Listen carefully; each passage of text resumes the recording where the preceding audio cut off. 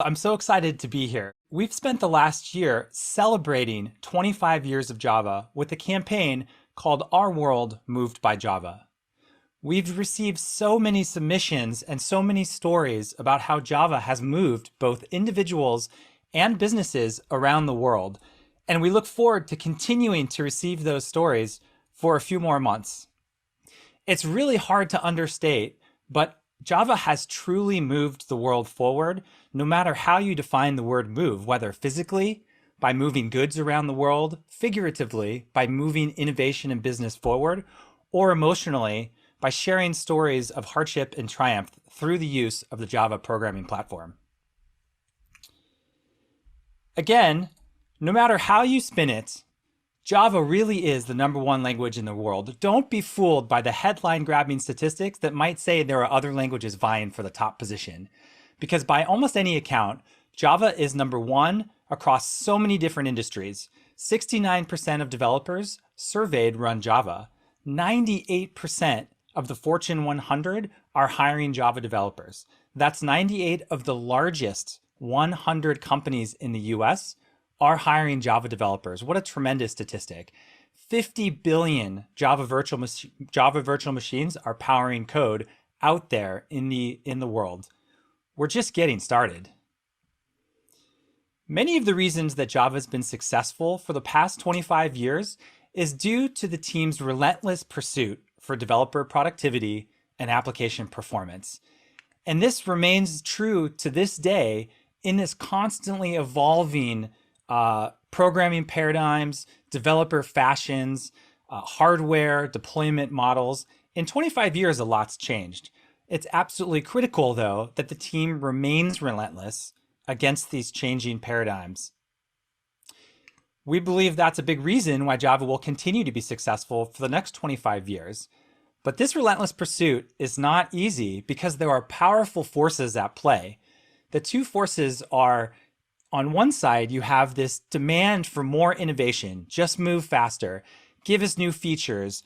These other languages are doing this. Why can't Java do this? We want to fix mistakes of the past. Doesn't matter. Let's just draw a line in the sand and keep moving forward. And then you have the force of conservatism, which is slow down, move carefully. There are millions upon millions of Java developers out there who have learned the skills. We don't want to sort of alienate those users. Compatibility is the utmost important. Let's just be thoughtful and innovative about how we move forward the platform forward. The reality is stewardship is a balance of these two forces. And as Brian likes to say, or as Brian Getz likes to say, it's somewhere in the middle, but those at the wheel are hated by both sides. The team does this by upholding consistent virtues. These virtues have been a true north for the Java team for the past quarter century and remain to this day. As Sharth mentioned, these are foundations of the presentations you'll hear today around security, ease of use, reliability, and platform independence. We've talked quite a bit about the release cadence, and this is one of the biggest changes to the ecosystem in the last few years. As you can see, the first 20 some odd years of Java, new versions of Java were released every 2 to 5 years, and they were based around a central feature. And if that feature wasn't ready, well, you just had to wait longer because you don't want to put something in, you don't want to rush it in to Java. This worked for the first 20 years of Java because generally that's how software was deployed. It would be these long deployment cycles, waterfall methods, and developers expected to get their programming language updates around the same cadence. But the world has changed. And so one of the big changes we made was with Java 10 in 2018, where we changed the release cadence to a time-based release cadence, where every 6 months, a new version of Java is released like clockwork on time. Now we can get innovation faster into the hands of developers without disrupting that balance between innovation and conservatism. And we look forward to announcing that Java 16 is here. We're extremely excited about Java 16. In terms of the size of the release, you'll notice that it looks pretty predictable and approachable, just like the releases before it that have been released on the 6-month release cadence. If you look at starting at Java 10, these are JDK enhancement proposals, or essentially features that have been added to the language, and we're pretty consistent and it's pretty predictable. These releases don't look like releases of the past, where if you look at 7, 8, and 9, we had upwards of 90 to 100 JDK enhancement proposals or features. So now it's a much more predictable pace of innovation every 6 months. One of the worries that we heard was nobody's going to be able to keep up with release cadence. It turns out that that couldn't be further from the truth. In fact, many of the popular libraries and frameworks that you depend on in your Java application are already supported as of today, already green on JDK 16. In fact, I built this slide before today, and they were already green on JDK 16 by using the early access builds that are available well in advance of the release date of a particular version. Let's not forget about your IDE though. Thanks, Tricia, for the quote. IntelliJ IDEA is committed to supporting the latest Java, in many cases, the early access versions of Java. We release versions of IntelliJ IDEA 3 times a year, which means that each new release supports a new version of Java or improves upon the existing one. And of course, as always, we'd like to thank the ecosystem for their contributions to Java, both large and small. Java is truly a global effort by numerous individuals and companies around the world, and we're proud of to be stewards of this ecosystem. As stewards, it's important that we offer a simple yet powerful support and updates offering, and that's our Java SE subscription model. Thousands of customers from the largest companies, in fact, half of the global 100 are Java SE subscription customers, all the way down to individual contributors rely on the SE subscription to get their support, performance, stability, and security updates directly from the stewards and the contributors and authors of much of the code in the platform. We want to take a moment to thank all of our customers, both large and small, for supporting the Java Platform Group's work in Java. The Java SE subscription has many layers of value to it. On top of the trusted JDK, you get the global Oracle support 24/7, 365 in 27 different languages.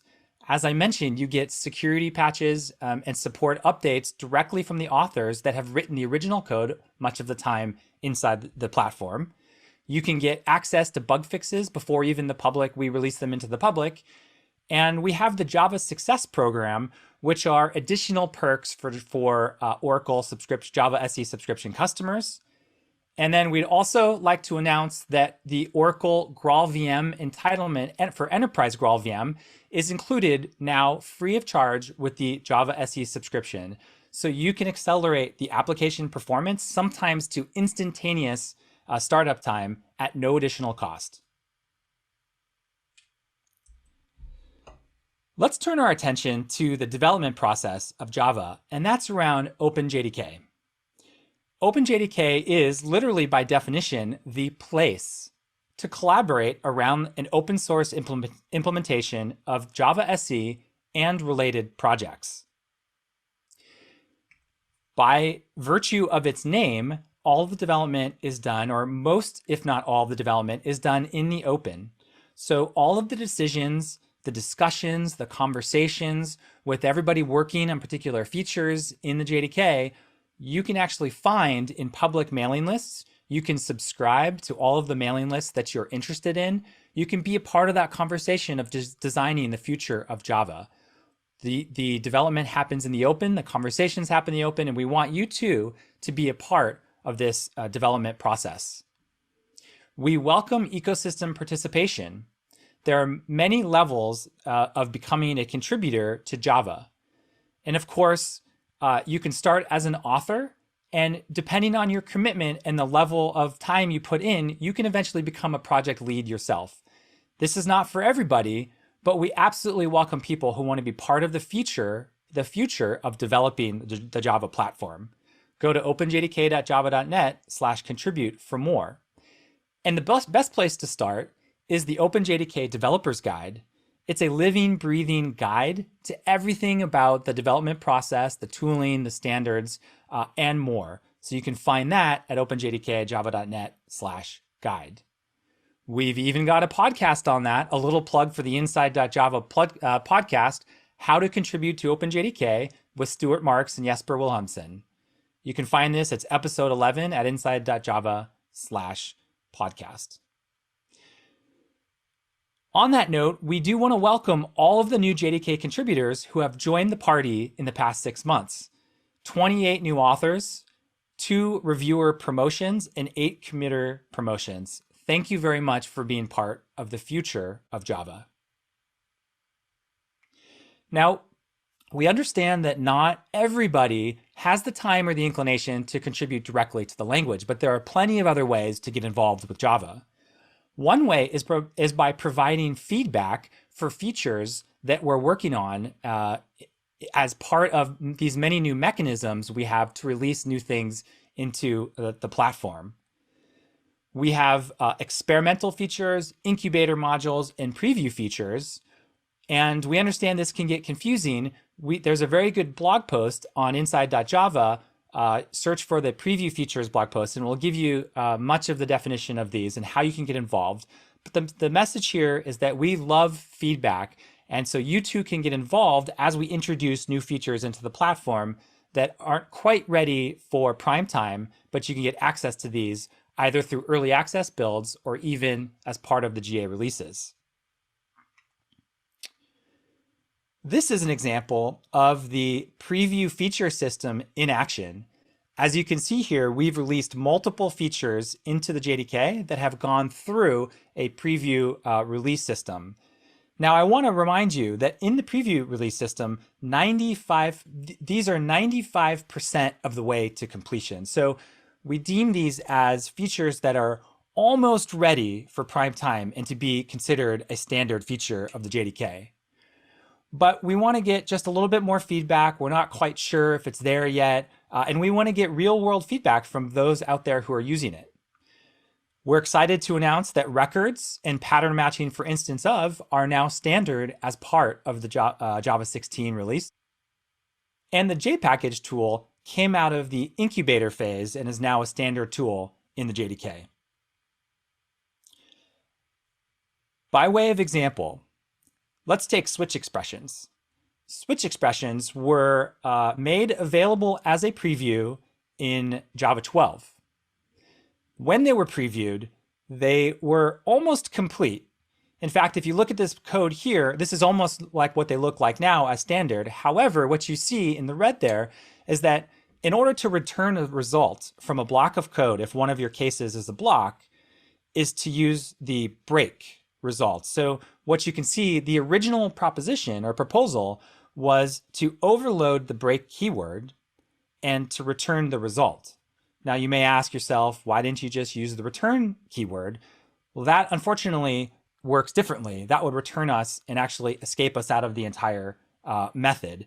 What we want is just to return directly from the switch expression and return the value back to the variable j here. Well, we got feedback and we learned that break was a little bit confusing for a number of reasons. The second reason being, one of the great benefits of switch expressions is that we could actually get away from having the keyword break in all of our different cases because we now have this nice arrow sign and then return the value to the right side of the arrow sign. So we no longer have to have breaks in every case. Based off that feedback, we changed the break keyword and we introduced a new keyword called yield. And suddenly the clouds parted and everything made much more sense. So that was introduced into a second preview of switch expressions, available in Java 13. And then everybody was pretty happy. So we made it a standard feature in Java 14 as part of JEP 361. So that's an example of the path through the preview model in the JDK. But the OpenJDK is not just about the language. It's also about the tooling available inside the JDK. And there's plenty of great tools that you should be familiar with. Here are just a few that I'll briefly mention. I'll start on the right side. JPackage, or the packaging tool, is the tool I mentioned earlier that moved into standard or became part of the standard JDK as of Java 16. What you do with the JPackage tool is you can create a platform-specific executable on your platform. So it will take all of your dependencies and everything you need, the runtime, and build it into a native executable on your specific platform. Moving to the left, we have JShell, the Java shell tool, also known as a read, evaluate, print loop, or REPL. This is a quick way to execute Java code on the command line and get back the results. It's a great way to try Java code very quickly. It's also a great way to hack with friends or to teach Java to in a classroom setting. JLink is a tool to help you create a smaller custom JRE by just taking the parts of the JDK that you need, that your application needs, and creating your own custom runtime or custom JDK. You can use that together with JPackage to create a smaller executable, and that's what the Java linker does for you. And this is really great because oftentimes your application doesn't need the entire JDK in every module in order to run. I do want to remind you that using JLink, your application doesn't have to be modularized. Even if you're using the traditional class path, you can still use JLink to create a runtime just for your application. And then finally, JDepreScan is a way to scan your application for the usage of deprecated APIs inside your code. So it's something that you definitely want to take a look at, as some APIs are being deprecated for removal in future releases. And it's not just about technology. It's, as Sharth mentioned, something that's extremely important to us is a thriving and healthy community and ecosystem. We truly believe that this is one of the key success factors that has made Java what it is today. We continue to invest in many programs across the spectrum, and I want to point out one program in particular. If you look on the, I suppose, the right side of this slide, you would see that I want to highlight the Java Champions program. The JCs, as they're known, are a selected group of individuals in the community who have gone truly above and beyond as being a part of the success story of Java. And I want to highlight and welcome and congratulate the new members to the Java Champions program.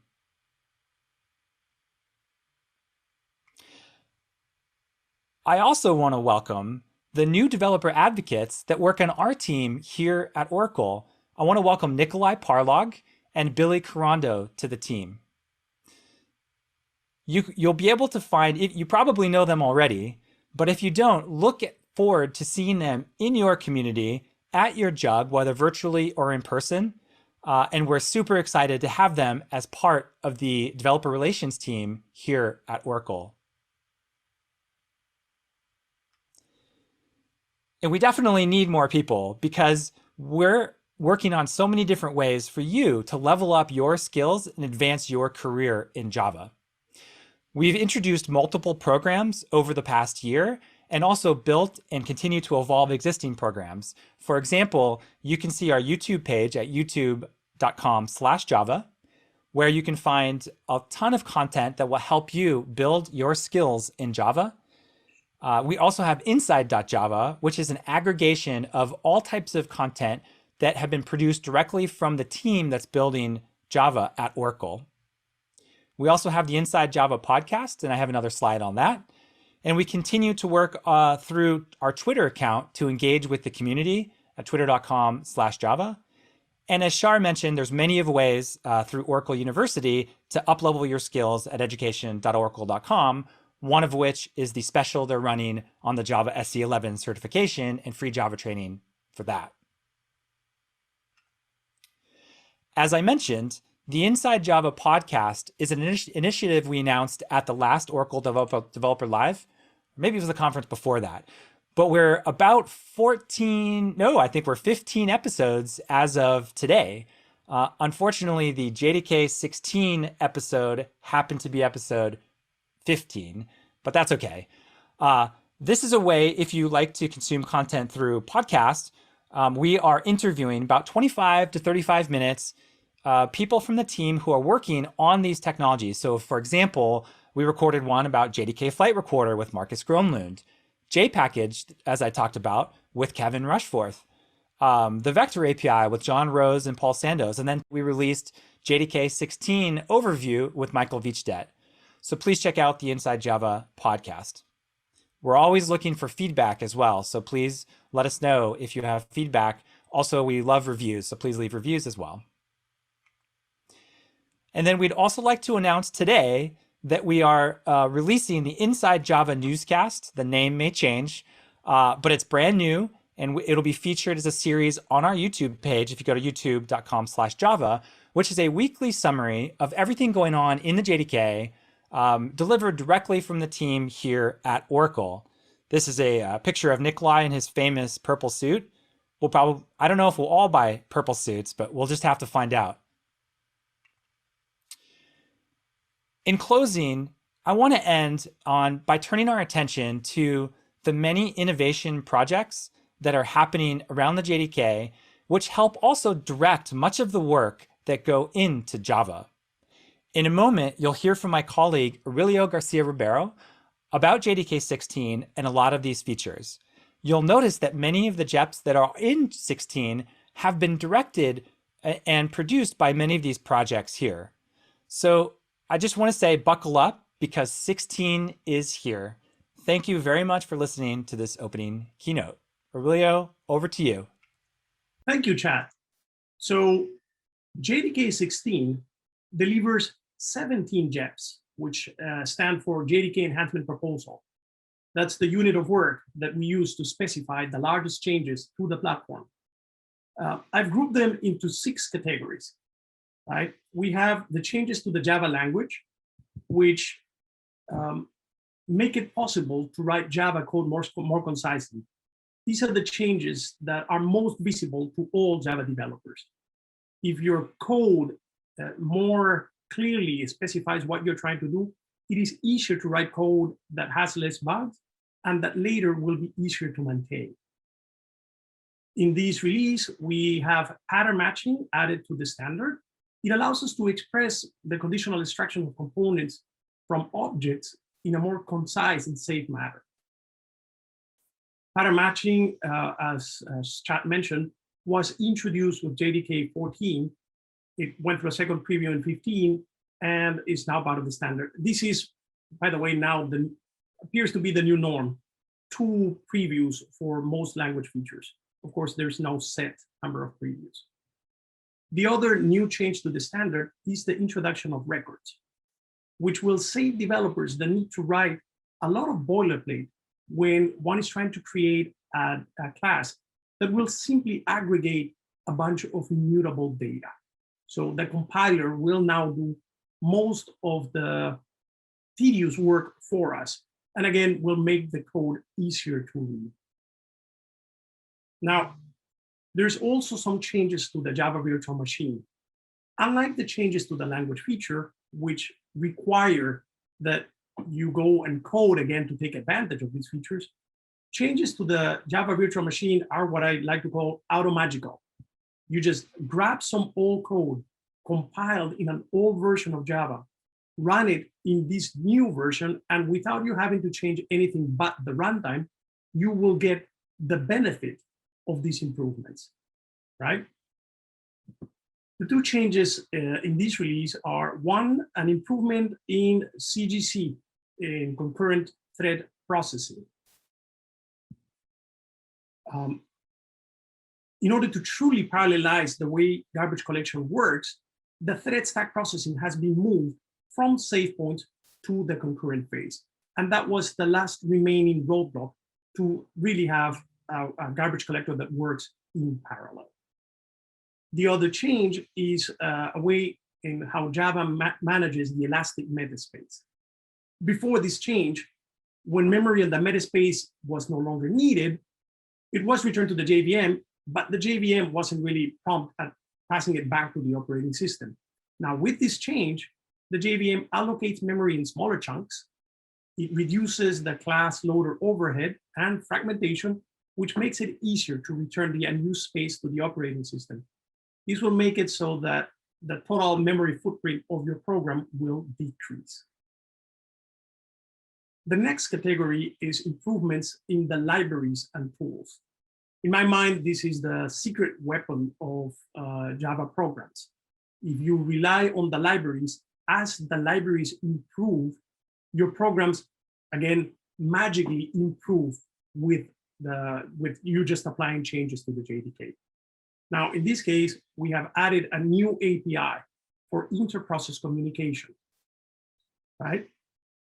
Unix sockets are very similar to TCP/IP sockets, but they're meant to be used for inter-process communications rather than communicating with other servers. They're more efficient and more secure. We're also bringing along a tool for packaging self-contained Java applications. Before, well, in the first years of Java, the standard model for shipping your Java application was to have a Java runtime, a single Java runtime in your system, and then have every Java application share that runtime and use it. Now, that saved some resources, but it made it so that distributing Java applications was a bit cumbersome because you normally distributed only the bytecode and expected later to have that bytecode launched by some runtime that already existed in your system. This means that Java applications look and behave differently. They were not packaged in MSI installers or as RPMs. They wouldn't be added to the add remove programs on Windows. Using JPackage, you could create a bundle that includes your runtime, well, your application, and a runtime exclusively for your application. That also allows you to have a smaller runtime because you can use JLink to shrink the runtime that your application uses. Since it's no longer going to be shared with other applications, anything that your application doesn't need won't be required in the runtime. So with JPackage, you can grab this and create a package that will look like a native package for each one of the supported platforms. So in the end, you can distribute your Java application as an MSI installer for Windows or DMG on Mac OS or an RPM package or a Debian package for Linux.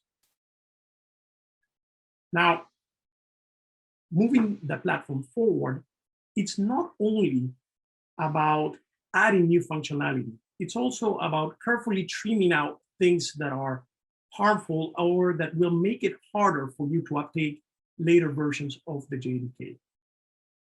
With JDK 9 and the introduction of Jigsaw, we gained the ability to hide some of the JDK internal APIs from developers. But we didn't turn that on by default because we wanted to give developers that were using those internal APIs against our advice, because we always warned that those internal APIs were not to be used. They're meant for the to be used internally within the JDK to deliver the public APIs. Well, in any case, those internal APIs from JDK 11 to JDK 15, you get a warning in your program the first time you use them, but they will continue to be visible. On JDK 16, we have ratcheted up the encapsulation.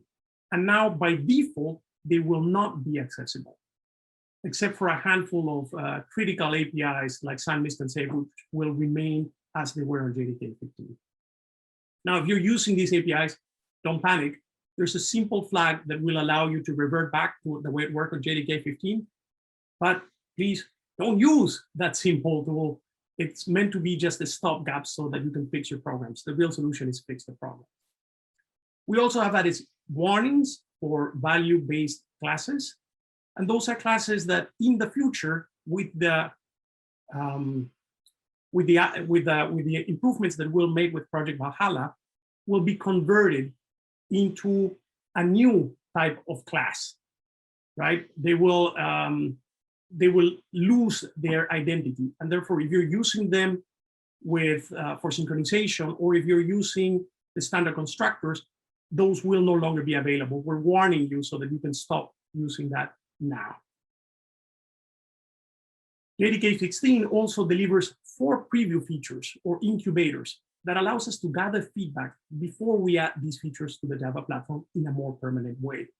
As Chad explains, with the 6-month between releases cadence, we now have the luxury of letting developers give us feedback so that we can fine tune. This is normally not major changes, but a change here and there that would have made the feature a bit clunky if it had been just added directly to the standard. In JDK 15, we have sealed classes, and so you can seal the class and interface and restrict which other classes or interfaces may extend or implement them. We provide an initial implementation of an API to express vector computations that will reliably compile at runtime to optimal vector hardware instructions on supported CPUs that will allow us to gain some significant performance improvement.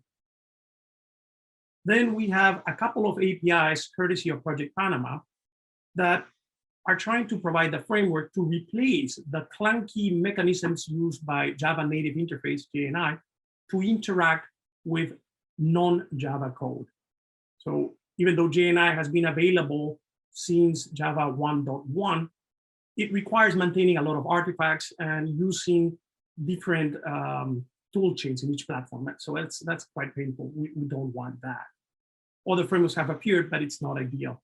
Project Panama aims at making it trivial for Java developers to use any native library. And finally, the JEPs are not only about delivering changes to the binaries that you download, they're also about improving the way we work in OpenJDK. So the last 4 changes are visible only to OpenJDK developers, not to developers that run Java applications or just use the JDK to program in Java. Okay, these will make it, the rest of us will still get the benefit of these changes because it will make it easier for these Java developers, for these developers of Java to deliver future versions faster and with better quality.